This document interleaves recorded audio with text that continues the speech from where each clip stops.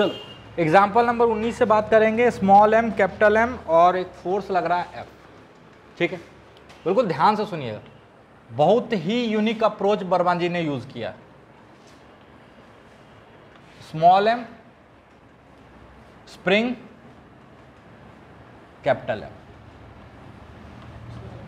और इस पे एक फोर्स लग रहा है एफ। ठीक है, कोई दिक्कत? फ्रिक्शनलेस सरफेस है, मतलब हॉरिजॉन्टल डायरेक्शन में एकमात्र एक्सटर्नल फोर्स क्या है? एफ। स्प्रिंग फोर्स इंटरनल हो जाएगा। समझ में आया? तो क्या पूछा गया है? Find the maximum extension in the spring. ठीक है, तो ये सिस्टम अगेन चलेगा भी और ऑसिलेट भी करेगा, लेकिन अब की बार इसका centre of mass constant velocity से नहीं चलेगा, क्योंकि इस सिस्टम पे अब एक एक्सटर्नल फोर्स है। तो इस सिस्टम का centre of mass constant acceleration से चल रहा होगा, ना कि कांस्टेंट वेलोसिटी से। एक छोटा सा क्लिप भेजे थे आप लोग को, देखे थे? उसमें भले ही ब्लॉक अजीब अजीब मोशन कर रहा हो, लेकिन उसका सेंटर ऑफ मास बिल्कुल कांस्टेंट रफ्तार से चल रहा था, और जिसका एग्जांपल क्लास में करवाए हैं। वैसा ही एग्जांपल है एग्जांपल नंबर 18। एग्जांपल नंबर 18 वही है, डिट्टो। ठीक है, हम m1 m2 मास लिखे थे, इसमें स्मॉल एम कैपिटल एम मास है, और इसमें किसी एक को रफ्तार दे दिया गया। देखो तो किसको रफ्तार दिया? या स्प्रिंग को दबा के छोड़ दिया, कुछ ऐसा ही है ना? तो स्प्रिंग को दबा के छोड़ दिया, तो इसमें सेंटर ऑफ मास रेस्ट पे था, रेस्ट पे ही रहेगा। क्यों? क्योंकि एक्सटर्नल फोर्स कुछ नहीं है, और शुरू में सेंटर ऑफ मास की वेलोसिटी क्या है? 0। तो हमेशा उसकी वेलोसिटी क्या रहेगी? 0। और हमेशा उसकी वेलोसिटी क्या रहेगी? 0। ठीक है, ये आपका होमवर्क हो जाएगा आज, क्वेश्चन नंबर 18। उसको दोनों तरीके से करना, जो तरीका हम बताए हैं और जो तरीका अभी आने वाला। कोई दिक्कत? कोई दिक्कत? चल, अच्छा, इसका मतलब इसका जो सेंटर ऑफ मास है वो कांस्टेंट एक्सीलरेशन से चलेगा, और मेरे हिसाब से एक्सीलरेशन का वैल्यू हो जाएगा F by m plus m। अरे होगा किधर? राइट की तरफ। डायरेक्शन यहां लिख देते हैं, राइट की तरफ। कोई दिक्कत? वर्मा जी बोले मोशन कॉम्प्लिकेटेड है ग्राउंड से देखने पे। मोशन कॉम्प्लिकेटेड है ग्राउंड से देखने पे। बैठ जाओ इसके सेंटर ऑफ मास में। कहां बैठ जाओ? सेंटर ऑफ मास के फ्रेम में चले जाओ। अब बोलोगे सर सेंटर ऑफ मास तो एक्सेलरेटेड फ्रेम है। बिल्कुल, और सेंटर ऑफ मास अगर एक्सेलरेटेड फ्रेम है तो आपको सूडो फोर्स लगाना पड़ेगा। नहीं समझ में? अगर centre of mass accelerated frame है और आप उसी में जाके बैठोगे तो आपको सूडो फोर्स लगाना पड़ेगा, क्योंकि अब आप नॉन इनर्शियल फ्रेम में चले गए, और नॉन इनर्शियल फ्रेम से अगर न्यूटन के लॉ लगाने हैं तो आपको सूडो फोर्स लगाना पड़ेगा। याद आ रहा है? चलो, अच्छा, सेंटर ऑफ मास के फ्रेम में बैठ जाएंगे तो सेंटर ऑफ मास का एक्सेलरेशन कितना होगा? 0। अरे जैसे उस फ्रेम में बैठते तो फ्रेम रेस्ट पे आ जाता है, मतलब सेंटर ऑफ मास मूव नहीं कर रहा होगा। करेगा क्या? नहीं करेगा। कुछ नहीं समझ में आ रहा, सब कुछ बता दिए हैं, बस अब उसको अप्लाई कर रहे हैं बारी बारी। सेंटर ऑफ मास के फ्रेम में चले जाएंगे तो सेंटर ऑफ मास मूव नहीं करेगा, ये इधर मूव करता हुआ दिखेगा, कुछ ये इधर मूव करता हुआ दिखेगा। कैसे करेगा वो भी रीजन बताते हैं। ठीक है, अच्छा, सेंटर ऑफ मास के फ्रेम में सेंटर ऑफ मास की वेलोसिटी कितनी होगी? 0। मतलब अगर ऐसे मानो तो सेंटर ऑफ मास के फ्रेम में जैसे बैठोगे तो सेंटर ऑफ मास आ जाएगा रेस्ट पे। क्या आ जाएगा? रेस्ट पे। अच्छा, मान लो ये मास बढ़ा है तो कुछ यहां कहीं रहा होगा, सेंटर ऑफ मास थोड़ा इसके तरफ रहा होगा, बट उससे कोई फर्क यहां पड़ने वाला है नहीं। ठीक है, कोई दिक्कत? चलो, हम कहां चले गए? सेंटर ऑफ मास के फ्रेम में, तो इसका फ्री बॉडी डायग्राम थोड़ा सा चेंज हो जाएगा। ये मास m, स्प्रिंग, ये कैपिटल मास m, जिसपे एक फोर्स F तो लग ही रहा था। अच्छा, सेंटर ऑफ मास का एक्सेलरेशन राइट साइड है तो सूडो फोर्स लेफ्ट साइड लगेगा। अरे लगेगा, इस पे सूडो लगेगा कैपिटल MA CM, और इस पे भी लगेगा स्मॉल m ACM। कुछ नहीं समझ में आ रहा? अरे आ रहा है। अच्छा, इस पे हम F को बड़ा मान लेते हैं, नेट फोर्स लिख देते हैं M पे, कैपिटल M पे नेट फोर्स क्या हो जाएगा? F minus MACM।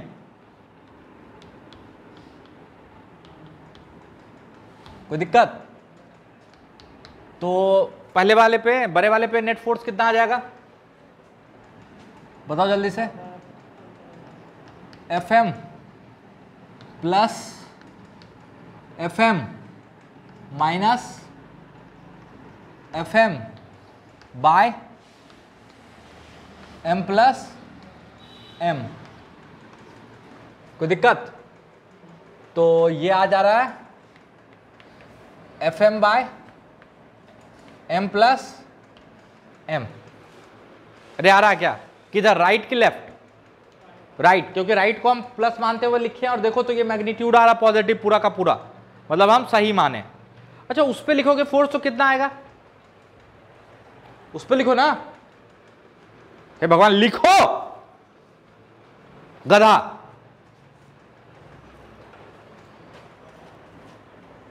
तो सेंटर ऑफ मास के फ्रेम में लिख रहे हैं,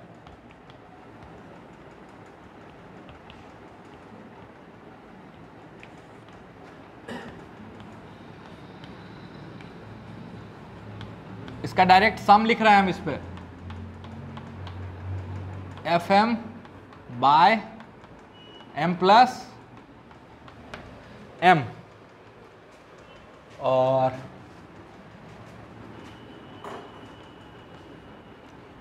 इस पे भी लिखोगे तो इतना ही आएगा, देख लेना।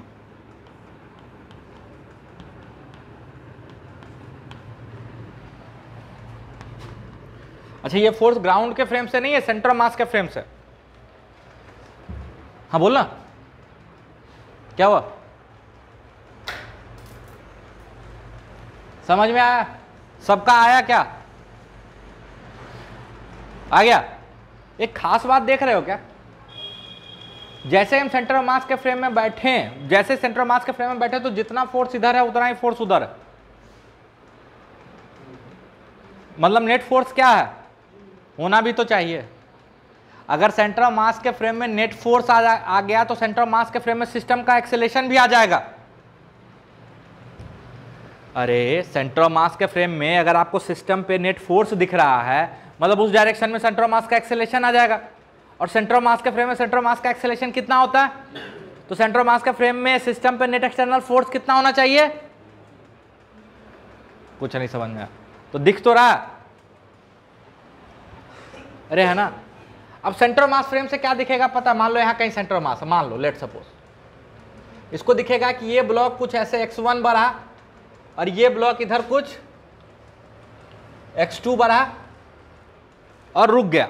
अच्छा, ये x1 x2 कहां से बढ़ रहा है? सेंटर ऑफ मास के फ्रेम से। हम सारा काम कहां से कर रहे हैं? सेंटर ऑफ मास के फ्रेम से, ठीक है। और हम बोल रहे हैं कि ये दोनों ऐसे बढ़ेगा, ये x1 मूव किया, ये x2 मूव किया, और दोनों रुक जाएगा एक साथ, दोनों रुक जाएगा एक साथ। इसमें किसी को कोई तकलीफ है? अब मानने के लिए तैयार हो गए कि दोनों एक साथ ही रुक जाएगा। अरे फोर्स सेम है एक्सटर्नल, लेकिन मास तो अलग अलग है, तो आप कैसे मान लेते हो कि दोनों एक साथ रुक जाएगा? रुकेगा, रुकना पड़ेगा। क्यों रुकना पड़ेगा पता है? क्योंकि हम सेंटर ऑफ मास पे बैठ के देख रहे हैं, तो सेंटर ऑफ मास के फ्रेम में सेंटर ऑफ मास की वेलोसिटी कितनी होगी? जीरो। अब मान लो ये रुक गया, ये रुक गया, और इसके पास कुछ वेलोसिटी बची रह गई। कितनी बची रह गई? मान लेते हैं स्मॉल v। तो सेंटर ऑफ मास के फ्रेम से देख रहे हैं कि ग्राउंड से? सेंटर ऑफ मास के फ्रेम से। तो सेंटर ऑफ मास के फ्रेम से सेंटर ऑफ मास की वेलोसिटी क्या लिखोगे? m1 v1 plus m2 v2 bye m1 plus m2, जो कि जीरो नहीं आएगा। अरे आएगा क्या? जबकि आना चाहिए। क्यों? क्योंकि सेंटर ऑफ मास के फ्रेम में सेंटर ऑफ मास की वेलोसिटी जीरो। मतलब ये अगर इधर v1 से चल रहा और ये v2 से चल रहा इधर, तो इसका रिलेशन क्या आएगा पता है? इसका रिलेशन आएगा mv1 बराबर mv2। हमेशा सेंटर ऑफ मास के फ्रेम में ऐसा ही रिलेशन दिखेगा। ताकि ये इधर आके ऐड होकर 0 हो जाए नेट। कुछ नहीं समझ में आया। अरे सेंटर ऑफ मास के फ्रेम में सिस्टम का मोमेंटम 0 होता है, तो ये अगर इधर v1 से चल रहा है तो ये v2 से चल रहा है, डायरेक्शन अपोजिट है ना, तो क्या लिखोगे equation, m1 v1 minus m2 v2 बराबर 0, तो वहां से ये रिलेशन आ जाएगा। मतलब रुकेगा तो दोनों एक साथ रुकेगा सेंटर ऑफ मास के फ्रेम में। क्या ग्राउंड से भी एक साथ रुकना जरूरी है? नहीं, सेंटर ऑफ मास के फ्रेम में रुकेगा, एक साथ रुकेगा। समझ में आया? अरे समझ में आया। हम हर छोटा छोटा पॉइंट पकड़ें, बड़ा अच्छा सवाल है ये, इसीलिए हम बोले थे होमवर्क में करके आना। समझ में आया? बहुत तगड़ा सवाल है, और इसी चीज को हम ग्राउंड फ्रेम से भी कल करेंगे, वो आज आपका होमवर्क रहेगा। पहले आप ग्राउंड फ्रेम से ट्राई करोगे, फिर कल हम करेंगे। कोई दिक्कत? चलो, यहां तक में कोई दिक्कत आ रहा है? हर एक्सप्लेनेशन समझ में आ रहा है? चलो, मतलब सेंटर ऑफ मास के फ्रेम में बैठ के देखोगे तो ये दोनों चलना शुरू करेगा और एक साथ रुकेगा। जब दोनों रुकेगा उसी समय सिस्टम स्प्रिंग का एक्सटेंशन क्या होगा? मैक्सिमम होगा। अरे होगा कि नहीं होगा? उसी समय स्प्रिंग का एक्सटेंशन मैक्सिमम होगा। पक्का? अरे पक्का। शुरू करें कहानी? चलो, इस पे एक फोर्स लग रहा है सेंटर मास के फ्रेम में ये, और इस पे लग रहा है ये। दूसरा फोर्स लग रहा है स्प्रिंग फोर्स। कौन लग रहा है? Spring force. अच्छा, शुरू में दोनों का काइनेटिक एनर्जी क्या था? 0, और फिर फाइनली जब एक्सटेंशन मैक्सिमम होगा तो भी काइनेटिक एनर्जी 0। अरे होगा, तो total work done by external forces COM के फ्रेम में plus work done by spring must be 0। अरे होगा। चलो तो लिखते हैं। अच्छा, स्प्रिंग का फोर्स ये नहीं सोचता है कि ये कितना मूव किया और ये कितना मूव किया, वो सीधा सीधा जानता है कितना एक्सटेंशन हुआ। अरे होगा, तो स्प्रिंग का वर्क डन लिखोगे -12K x1 plus x2 square. हाँ कि ना? अच्छा, इसका वर्क डन क्या लिखोगे? फोर्स मल्टीप्लाइड बाय डिस्प्लेसमेंट, क्योंकि कांस्टेंट फोर्स है। अरे, और दोनों एक ही डायरेक्शन में, तो पॉजिटिव की निगेटिव? पॉजिटिव। तो ये हो जाएगा Fm by m plus m x1। और इस पे भी स्प्रिंग का वर्क इस पे भी इस फोर्स का वर्क पॉजिटिव ही आएगा। कैसे? फोर्स और डिस्प्लेसमेंट एक ही डायरेक्शन में है, तो क्या हो जाएगा? मेरे हिसाब से उसमें भी यही है, टर्म कॉमन है, तो हम ऐसा लिख सकते हैं डायरेक्ट। अरे लिख पाएंगे? हे भगवान, हम एक टर्म खा गए, Fm by m plus m x1 plus Fm by m plus m, तो कॉमन ले लिए, बराबर चेंज इन काइनेटिक एनर्जी 0। अरे 0। अच्छा, यहाँ पे एक्सटेंशन क्या है? x1 plus x2। Total extension बोला, ये नहीं कि ये कितना खिसका और ये कितना खिसका, टोटल पूछ रहा है ना। तो मतलब हमको निकालना ही क्या है? x1 plus x2। तो इसको इधर ले आओ, और मेरे हिसाब से एक तो ये कट जाएगा। अरे कट जाएगा, तो x1 प्लस x2 का वैल्यू आ जाएगा, यानी जो मैक्सिमम एक्सटेंशन होगा वो हो जाएगा 2Fm by m plus m k।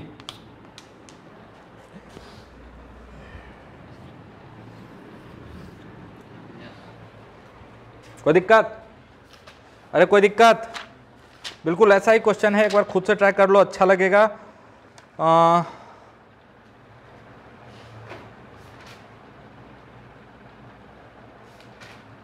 Question number 52। Question number 52 HC Verma, question number 52 exercise का, यहां रख लो, ठीक है? यह हम ही देते।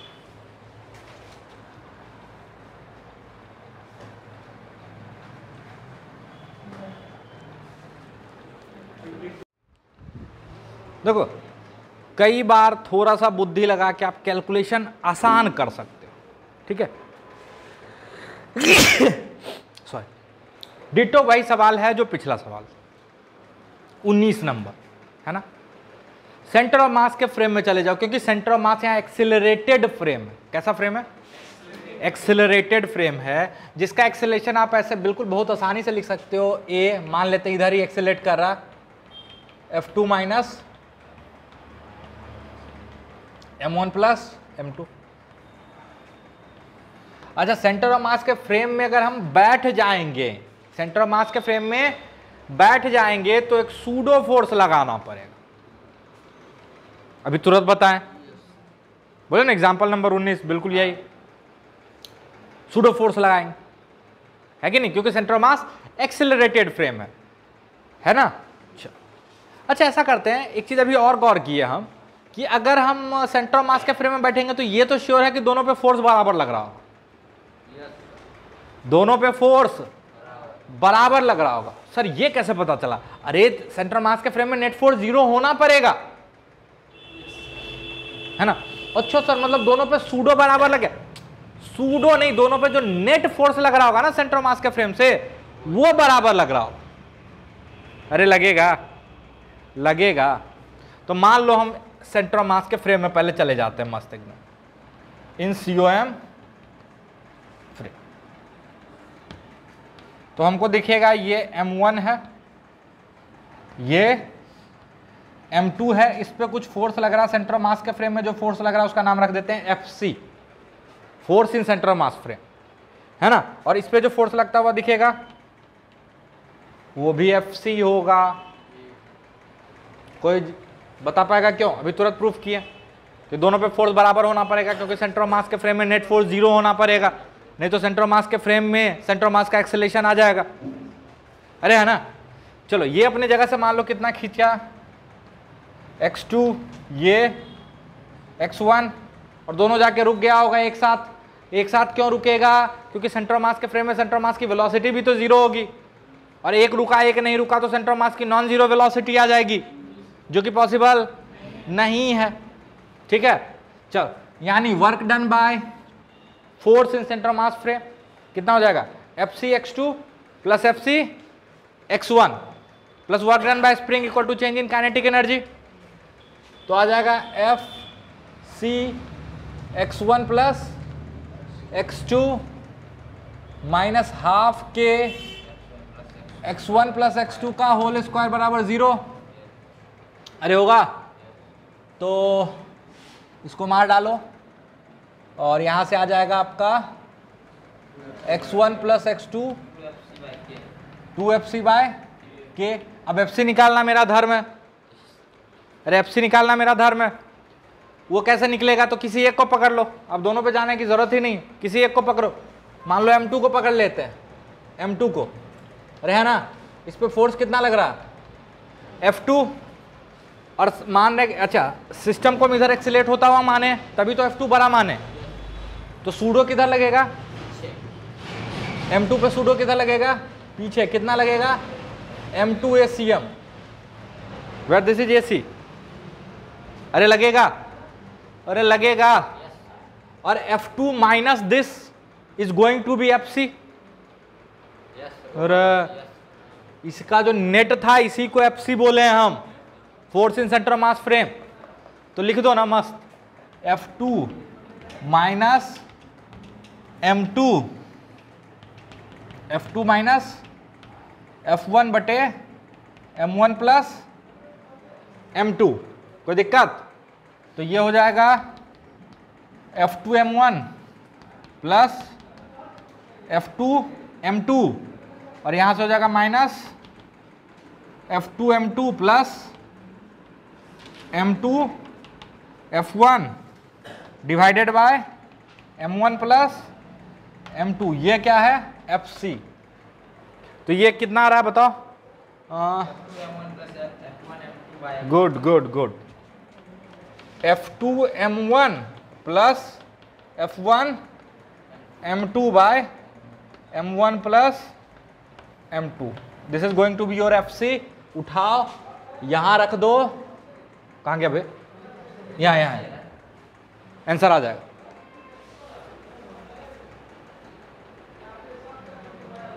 अरे आंसर आएगा पक्का? आ गया तो जल्दी से ग्राउंड फ्रेम में ट्राई करो, भी कर ही लेते हैं, है ना। कल के लिए क्या छोड़ोगे, है ना। कल से कॉलिजन स्टार्ट कर देंगे, तो आज जितना सवाल है इधर मोमेंटम तक का, इम्पल्स तक का, उसको ख़त्म कर लेते हैं। तो जल्दी से ये नोट करो और ग्राउंड फ्रेम से ट्राई करो, अभी बहुत टाइम।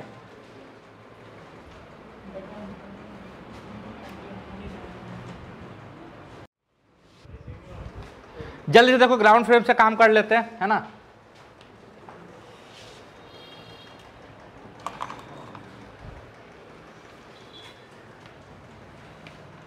M1 M2 F2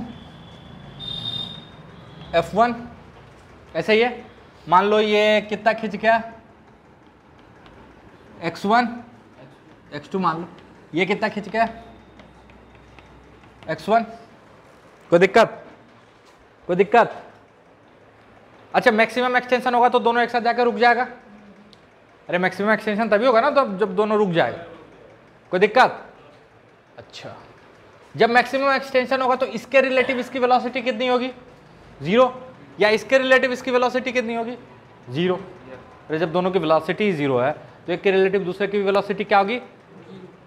कोई दिक्कत? पक्का? ध्यान से सुनना। अच्छा ऐसा करते हैं, इस डायरेक्शन को प्लस मान लेते हैं, ठीक है, इस डायरेक्शन को प्लस मान लेते हैं। इस पे कौन कौन सा फोर्स लग रहा है, ग्राउंड से लिख रहा है F2 और स्प्रिंग फोर्स Kx।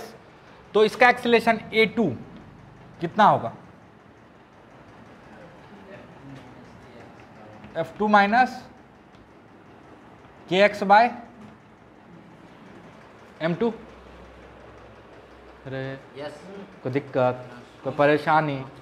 चलो इसका acceleration Kx minus F1 bye M1। हाँ ना बोलते जाना, कोई दिक्कत?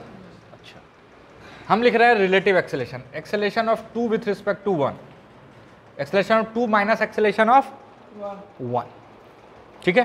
लिखो कितना आ रहा, तो ये हो जाएगा F2 बाय M2 और इधर माइनस माइनस प्लस हो जाएगा, A2 माइनस A1 की है।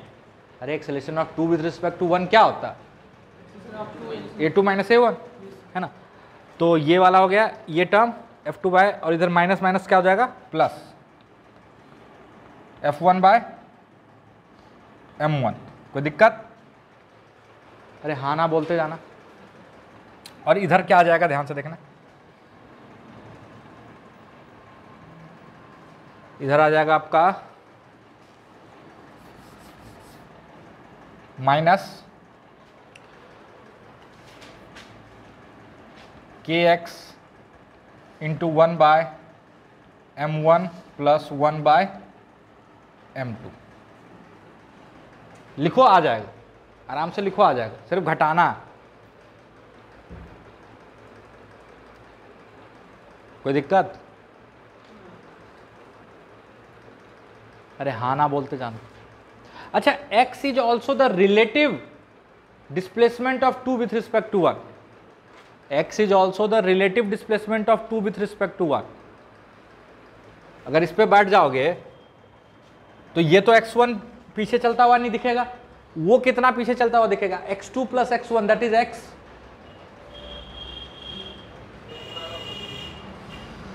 ये ग्राउंड से देखे तो x2 गया, ये ग्राउंड से देखे तो x1 गया, है ना।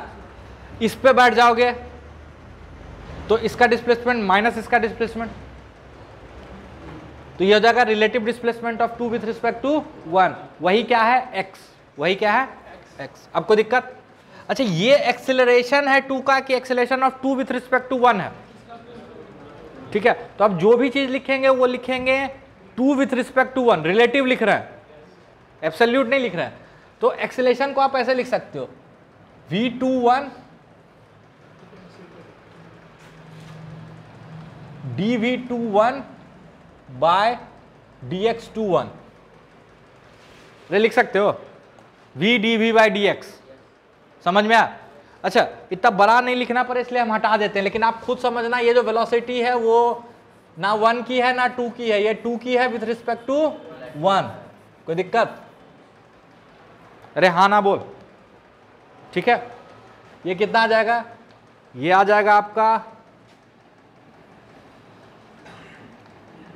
F2 M1 plus F1 M2 by m1 m2 ना, m1 m2, ठीक है, माइनस kx इंटू ये कितना हो जाएगा m1 plus m2 by m1। कोई दिक्कत, कोई दिक्कत? dx को उस साइड लेके चले जाए, अरे dx को उस साइड लेके चले जाए। अच्छा dx किसका डिस्प्लेसमेंट है? रिलेटिव डिस्प्लेसमेंट है। क्या है? रिलेटिव डिस्प्लेसमेंट है ना। v dv बराबर f2 m1 plus f1 m2 by m1 plus m2 dx minus k m1 m2, ठीक है, k m1 plus m2 by m1 m2 x dx। तो दिक्कत? अरे हाँ ना बोलते जाना, इंटीग्रेट करो, ठीक है। इसके रिलेटिव जब ये रुक जाएगा फिर से, तो उस समय एक्सटेंशन क्या हो जाएगा? मैक्सिमम। अरे मैक्सिमम एक्सटेंशन। अच्छा उस समय रिलेटिव वेलोसिटी कितनी हो जाएगी फिर से? 0। अच्छा शुरू में रिलेटिव वेलोसिटी कितनी थी? 0। तो शुरू में रिलेटिव वेलोसिटी 0, उस समय रिलेटिव डिस्प्लेसमेंट 0, और जब रिलेटिव वेलोसिटी फिर से 0, उस समय जो डिस्प्लेसमेंट होगा वही मैक्सिमम होगा। अरे होगा? पता नहीं सर। स्टार्ट किए फोर्स लगाना और एक पे बैठ के दूसरे को देख रहे हैं, तो इसको क्या लगेगा? ये गया गया गया और रुक गया। जब फिर से रुका तो एक्सटेंशन क्या होगा? मैक्सिमम। ये वेलोसिटी है, नहीं रिलेटिव वेलोसिटी है। तो जब मेरे रिलेटिव 0 थी तब भी एक्सटेंशन क्या था? 0 मिनिमम। और जब ये वेलोसिटी फिर से 0 हो गई तो एक्सटेंशन मैक्सिमम। कोई दिक्कत? लिमिट सही से लगाना। ये टर्म हो जाएगा 0, ये आ जाएगा आपका f2 m1 plus f1 m2 by m1 m2 x होगा माइनस kx स्क्वायर बाय 2, अरे होगा, into m1 plus m2 by m1 m2 cancel out हो जाएगा। अरे हो जाएगा, एक x से एक x मर जाएगा। देखो वही सॉल्यूशन आ गया, फिर से आंसर देखो वही आ गया, आ गया, आ गया। लिख लो और अब ट्राई करो 1.160 यूरोडोव का 1. एक सेकंड देख लेने दो।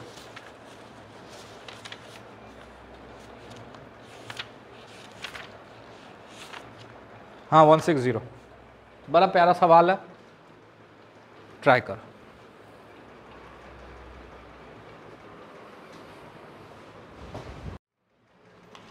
ये भी एक बड़ा सा प्यारा और अपने आप में एक यूनिक सवाल, ठीक है, अपने आप में एक यूनिक सवाल है। मैं होता ना अपने तरह का एक लौता सवाल, ठीक है। इसमें क्या बोल रहा है कि स्टेशनरी पुली है जिसको हम टांग दिए,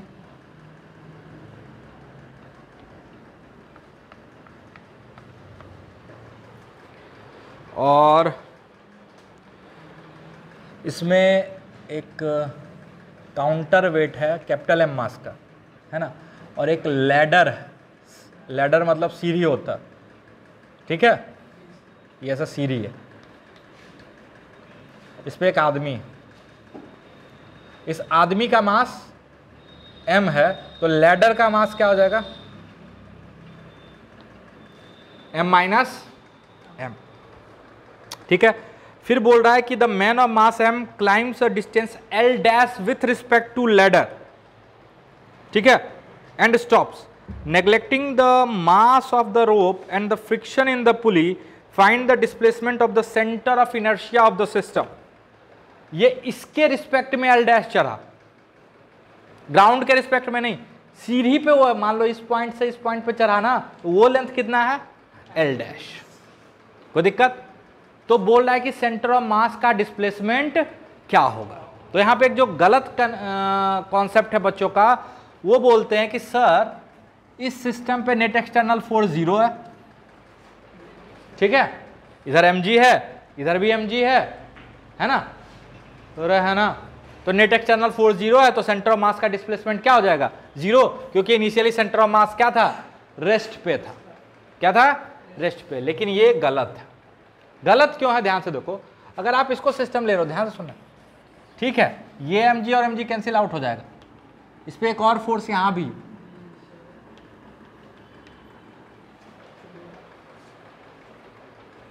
तो दिक्कत। अच्छा, फिर मेरे दिमाग में एक सवाल आया, काउंटर क्वेश्चन, ऐसा भी तो हो सकता है ये mg और ये mg मिलके इस f को बैलेंस कर रहा हो,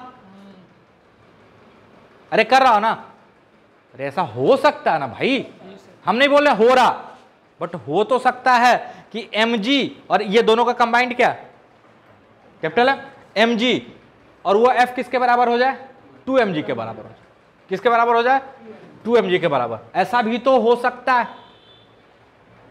कोई बताएगा कि ऐसा नहीं होगा, कोई बता सकता है ऐसा नहीं होगा, बट ये कौन सा लॉजिक हुआ, ये कौन सा लॉजिक हुआ, ये भी mg तो एक्सटर्नल ही है, ये कौन सा लॉजिक हुआ, समझ में आया मेरा सवाल क्या है? हम बोल रहे हैं कि ऐसा भी तो सिचुएशन बन सकता है कि ये mg और ये mg और वो f बराबर हो जाए, तो भी तो सेंटर ऑफ मास का नेट डिस्प्लेसमेंट क्या हो जाएगा 0। नहीं समझ में आ रहा है, समझ में कुछ आ रहा है, आ रहा है ना, नहीं हो सकता। क्यों नहीं हो सकता, देखो ये जो f है ये मेरे हिसाब से 2t के बराबर है, क्यों नहीं होगा बराबर ये हम समझा देते हैं। ये f किसके बराबर है, 2t के बराबर, किसके बराबर है, 2t के बराबर, कोई दिक्कत। अच्छा, इस लैडर का फ्री बॉडी डायग्राम बनाओ ध्यान से, तो लैडर पे नीचे लग रहा है m माइनस mg और इधर लग रहा है टेंशन t, अरे लग रहा है एक और फोर्स लग रहा है, ये आदमी जब लैडर पे चढ़ रहा तो ये आदमी लैडर को पुश कर रहा होगा, तो लैडर पे नॉर्मल लग रहा होगा, अरे लैडर पे नॉर्मल लग रहा होगा। अच्छा, इस आदमी का बनाओ, mg नीचे और नॉर्मल ऊपर, मेरे हिसाब से नॉर्मल mg से बड़ा है, तभी तो लैडर के रिस्पेक्ट में वो एक्सेलरेट किया, और तभी तो ऊपर गया, और जैसे ही ये नॉर्मल mg से बड़ा है, मतलब ये जो टेंशन है वो m प्लस mg के बराबर तो नहीं। अगर नॉर्मल वर्स्ट केस में कितना हो जाएगा mg के बराबर, तब टेंशन m प्लस mg के बराबर होगा, लेकिन ये तो ऊपर एक्सेलरेट कर रहा, अरे कर रहा, ये क्वेश्चन का पार्ट नहीं है, ये हम आपको फ्री में बता रहे हैं। अगर नॉर्मल mg से ज्यादा है तो नीचे का फोर्स ये mg से बड़ा हो जाएगा, मतलब ये टेंशन mg के बराबर नहीं है, तो टोटल 2mg के बराबर नहीं होगा। समझ में आया, मतलब इस सिस्टम पे नेट एक्सटर्नल फोर्स 0 नहीं है, तो ये बोल देना कि इस सिस्टम के सेंटर ऑफ मास का डिस्प्लेसमेंट 0 होगा, गलत है। ये चीज समझ में आया, अरे ये चीज समझ में आया, ये देख बेहोश पर आओ, ठीक है। चल, मतलब इस सिस्टम पे नेट एक्सटर्नल फोर्स 0 नहीं है, लेकिन एक चीज बड़ा खास है, वो हम बता। अगर ध्यान से इसको देखो, इसको तो ऊपर फोर्स कितना है T, नीचे फोर्स कितना है mg, उसी तरह इस पूरे को देखो, पूरे को, तो ऊपर फोर्स क्या है और नीचे फोर्स क्या है mg, अरे है ना। इस दोनों सिस्टम पे देखो तो बिल्कुल एक जैसा एक्सटर्नल फोर्स लग रहा है, इस सिस्टम को देखो और इस सिस्टम को देखो तो दोनों सिस्टम पे एग्जैक्टली एक जैसा फोर्स लग रहा है। तो दोनों के सेंटर ऑफ मास का डिस्प्लेसमेंट एग्जैक्टली सेम होगा, क्योंकि दोनों स्टार्ट भी एग्जैक्टली जीरो से कर रहा है। मतलब दोनों पे फोर्स सेम है तो दोनों का एक्सीलरेशन सेम होगा, मतलब सेम टाइम में दोनों का डिस्प्लेसमेंट। सेंटर ऑफ मास, इसका सेंटर ऑफ मास और इसका सेंटर ऑफ मास का डिस्प्लेसमेंट क्या होगा? सेम होगा। कुछ नहीं समझ में आया? अरे इस पे भी एक्सटर्नल फोर्स कितना है? टेंशन और mg। इस पे भी एक्सटर्नल फोर्स क्या है? टेंशन और mg। तो क्या इस सिस्टम और इस सिस्टम के सेंटर ऑफ मास का डिस्प्लेसमेंट सेम होगा? अरे होगा। और दोनों के सेंटर ऑफ मास का डिस्प्लेसमेंट निकाल के कंबाइंड सेंटर ऑफ मास का डिस्प्लेसमेंट निकल जाएगा। कैसे? m1 इंटू इसका डिस्प्लेसमेंट प्लस m2 इंटू इसका displacement divided by m1 plus m2 हो रहा है। और वो सॉल्व करोगे तो आप ऐसे भी सोच सकते हो कि मान लो इसका सेंटर ऑफ मास x से ऊपर गया और इसका सेंटर ऑफ मास भी x से ऊपर गया, तो सेंटर ऑफ मास का नेट डिस्प्लेसमेंट हो जाएगा mx plus mx divided by 2m, यानी सिंपली क्या आ जाएगा? x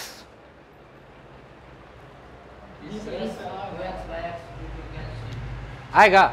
मतलब अगर इसका हम डिस्प्लेसमेंट निकाल लें तो मेरा काम हो जाएगा। अरे हो जाएगा। तो मान लो ये ऊपर गया होगा डेल्टा y1, कितना गया होगा? Delta y1।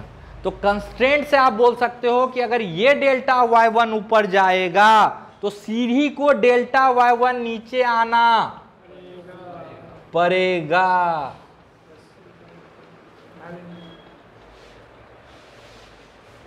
कुछ नहीं समझ में आया? कंस्ट्रेंट। अच्छा, इस साइड का सेंटर ऑफ मास जितना ऊपर गया उतना ही इस साइड का सेंटर ऑफ मास को भी ऊपर जाना पड़ेगा। सीढ़ी नीचे आएगा, बट ये जो सिस्टम है ना आदमी और सीढ़ी का कंबाइंड सिस्टम, उसका सेंटर ऑफ मास पक्का क्या हुआ होगा? ऊपर गया होगा।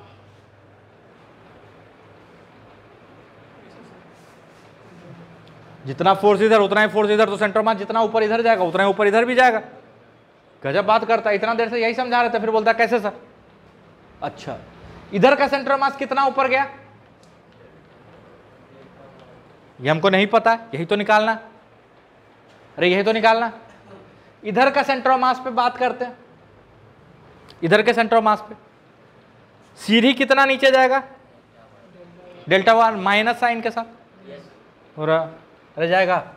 तो लिखोगे m minus m minus delta y1।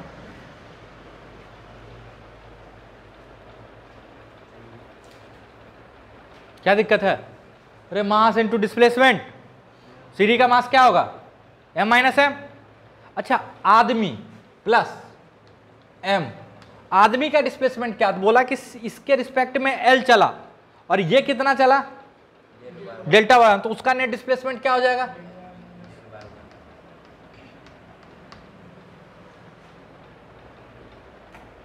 Divided by total mass of the system m।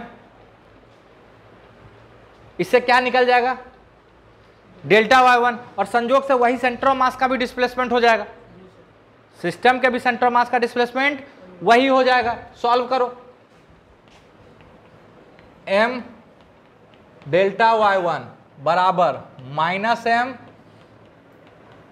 Delta y1 plus m delta y1। अरे होगा plus ml minus m delta y1। ये और ये मर गया, कुछ गड़बड़ नहीं करना, ठीक है? ये इधर आ जाएगा 2m डेल्टा y1 बराबर ml, तो डेल्टा y1 बराबर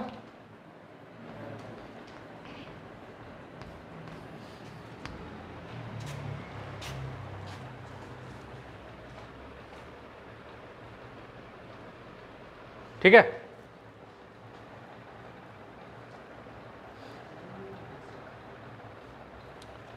इसको L डैश बोला क्वेश्चन में, ठीक है, तो उससे कोई फर्क? हाँ बोल, आंसर देख लो, देख लो।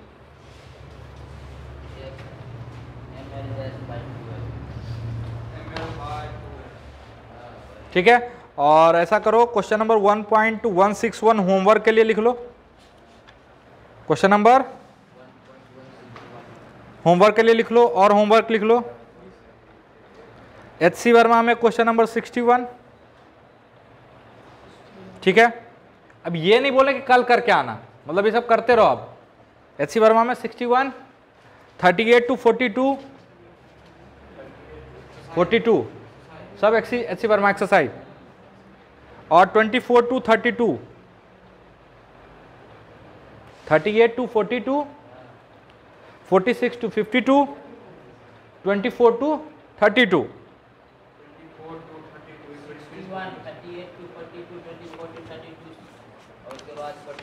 देखो यहां तक के हिसाब से जो जो होमवर्क आपका बन सकता है, जो आप कर सकते हो, HCB एक्सरसाइज EXERCISC, ये हो जाएगा क्वेश्चन नंबर 61,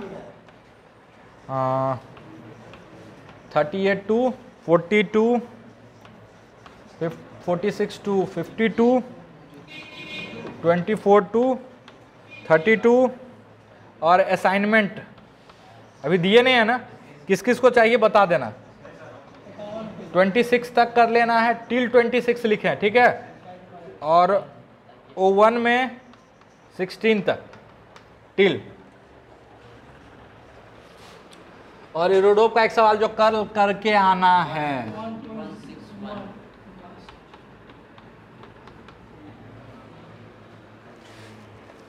ठीक है, कोई दिक्कत? कोई दिक्कत? एक और सवाल करेंगे फिर खत्म करेंगे, ठीक है। हाँ तो इसलिए तो बोले एक सवाल और करेंगे।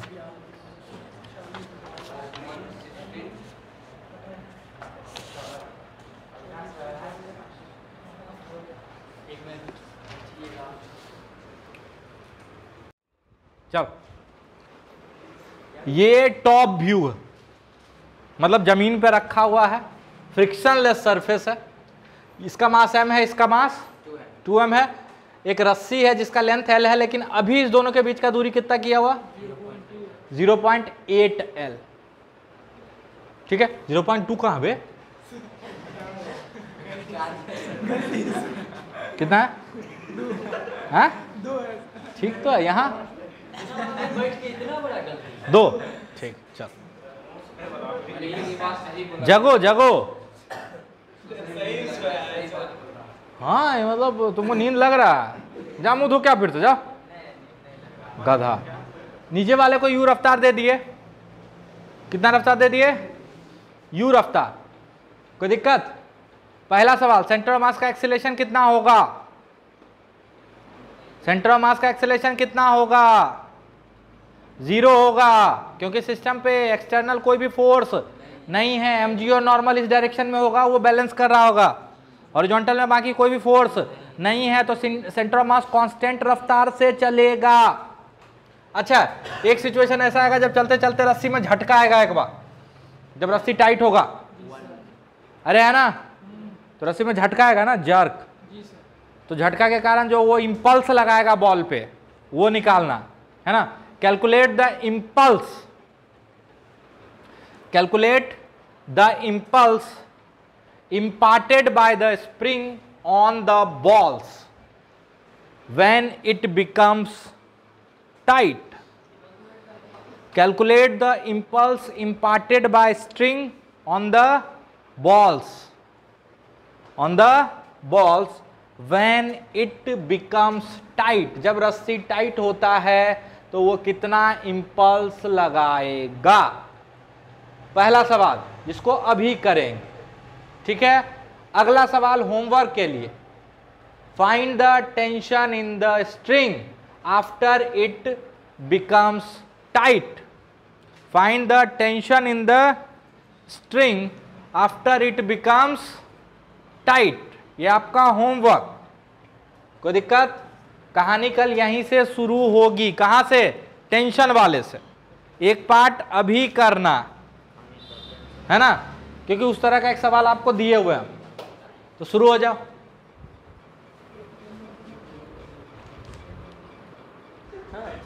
आ इधर, अरे आ जाओ, बैक टू वर्क। सिंपल सा सवाल है, किए थे आप लोग, आपको याद नहीं है, फिर भी बता। चल 0.8 ये कहां तक जाएगा? जब ये एल लेंथ का हो जाएगा तब तक तो इसका रफ्तार में कोई फर्क भी नहीं पड़ेगा। यू, ये जस्ट बिफोर जर्क है, जस्ट बिफोर, अभी झटका लगा नहीं है, ठीक है। यू ये 0.8 एल, ये 1, तो ये हो जाएगा 0.6, ठीक है। ये ज्योमेट्री तो आनी चाहिए आपको। 0.8 है तो ये हो जाएगा आपका 0.8 है, 53 डिग्री हो जाएगा। तो u का 2 कंपोनेंट होगा, u cos 53, u cos 53 3u/5, और इधर u sin 53 यानी 4u/5। यही होगा ना? इतना तो कर पाए कि ये भी नहीं कर पाए आप लोग, ठीक है। अच्छा, जैसे झटका लगेगा ये वाला वेलोसिटी खत्म, घूसा मार देंगे। उस समय ये वेलोसिटी इसलिए खत्म हो गया था कि ये एंड फिक्स था, रटो नहीं, है ना। और इतना बड़ा झटका लगा कि इस तरफ का इस डायरेक्शन का वेलोसिटी क्या हो गया? 0, ताकि रस्सी टूटे नहीं। अभी ऐसा नहीं होगा। अभी क्या होगा, ध्यान से देखो तो इस सिस्टम पे कोई भी एक्सटर्नल फोर्स नहीं है ना, कोई भी एक्सटर्नल फोर्स नहीं है, तो इस डायरेक्शन में भी मोमेंटम कंजर्व रहेगा। आप बोलोगे सर टेंशन है, इंटरनल है, इस पर टेंशन इधर और इस पर टेंशन इधर, मोमेंटम कंजर्व रहेगा। लेकिन इस डायरेक्शन में दोनों की वेलोसिटी सेम होनी पड़ेगी। क्यों? अगर दोनों बॉल रस्सी के अलोंग सेम वेलोसिटी से नहीं चल रहा तो या तो रस्सी लंबी हो जाएगी या स्लैक हो जाएगी। हम रस्सी के अलोंग की बात कर रहे हैं। यहां पे हम ऐसे एक्सिस चूज कर लिए, देखो, है ना, रस्सी के अलोंग और रस्सी के परपेंडिकुलर। रस्सी के अलोंग दोनों की वेलोसिटी सेम होनी पड़ेगी, नहीं तो रस्सी स्लैक हो जाएगी और रस्सी टूट जाएगी। समझ में आया? अच्छा, रस्सी के परपेंडिकुलर तो इस पे कोई फोर्स नहीं लगा, मतलब रस्सी के परपेंडिकुलर ये वेलोसिटी मेंटेन रहेगा। अरे रहेगा, मतलब ये जस्ट बिफोर जर्क है, जस्ट आफ्टर जर्क कुछ ऐसा सिचुएशन होगा। ध्यान से देखना, v 4u/5,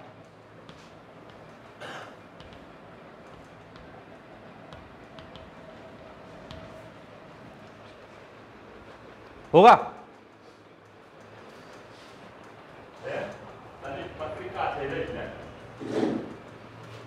एक मिनट आ रहा है, कोई दिक्कत? अरे कोई दिक्कत? मोमेंटम कंजर्व रहेगा, अभी भी रहेगा। तो अच्छा, इस डायरेक्शन में तो वेलोसिटी लिख दिया, इस डायरेक्शन में मोमेंटम कंजर्व करो। पहले मोमेंटम कितना था इस डायरेक्शन में? 2m इंटू 3u/5, ये हो जाएगा 2mv प्लस mv, 3mv। कोई दिक्कत? अरे हाँ ना बोलते जाओ। तो v बराबर 2/5 u, v बराबर 2/5 u।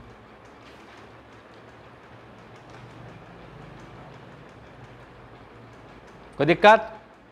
पक्का? अरे हाँ ना बोल। अच्छा, टेंशन का जर किस पे भी लगा होगा? इधर जेटी, और इस पे लगा होगा इधर जेटी। यही निकालना है, तो इस पे निकालो या इस पे निकालो, सेम ही आएगा। जेटी बराबर चेंज इन मोमेंटम, अरे jerk sorry impulse equal to change in momentum, तो इसी पे लिख देते हैं ना जेटी, इसी डायरेक्शन को प्लस ले लो, वेक्टर है ना, जेटी बराबर फाइनल मोमेंटम इस डायरेक्शन में क्या है m v, m into 2u/5 m v minus initial momentum इसका इस डायरेक्शन में कितना था 0, तो this comes out to be impulse of tension. अब बोलोगे सर इसमें इस पे भी इतना इम्पल्स आएगा, बिल्कुल है, इस पे भी इतना है, मान लो इसी डायरेक्शन को हम प्लस ले लेते हैं, इसको प्लस ले लें, देखो इतना इम्पल्स आएगा, जेटी इस डायरेक्शन को प्लस लिए हैं, तो पहले इस डायरेक्शन में मोमेंटम कितना था, सॉरी फाइनली इस डायरेक्शन में मोमेंटम क्या है m we 2m minus 2u/5, minus क्यों, क्योंकि हम इधर को प्लस लिए, अरे इधर को प्लस लिए हो ना, चल इनिशियल मोमेंटम माइनस 2m कितना था इस डायरेक्शन में 3u/5, सॉल्व करो, जेटी बराबर, अच्छा ये माइनस था ये भी, अरे माइनस ही था ना, तो वो जाएगा प्लस 6u/5 और माइनस 4mu/5, तो 2mu/5। नहीं समझ में आ रहा, कुछ भी नहीं समझ में आ रहा, हाँ बोल, ये परेशान है, परेशान है, नहीं है, समझ में आया, नहीं आया, अच्छा ठीक, कोई दिक्कत, होमवर्क, जब ये टाइट हो गया तो क्या होगा, जब ये टाइट हो गया तो उसके बाद आगे क्या होगा और रस्सी में टेंशन कितना होगा, कोई दिक्कत, जब ये एक बार टाइट हो गया तो क्या होगा, असल में ये ऐसे चलेगा, देखो इसका सेंटर मास ऐसे, ये ऐसे मूव कर रहा था ना, तो इसका सेंटर मास कुछ ऐसे मूव कर रहा होगा, ठीक है, अभी भी ऐसे ही मूव करता रहेगा और ये इसके अबाउट घूमता रहेगा,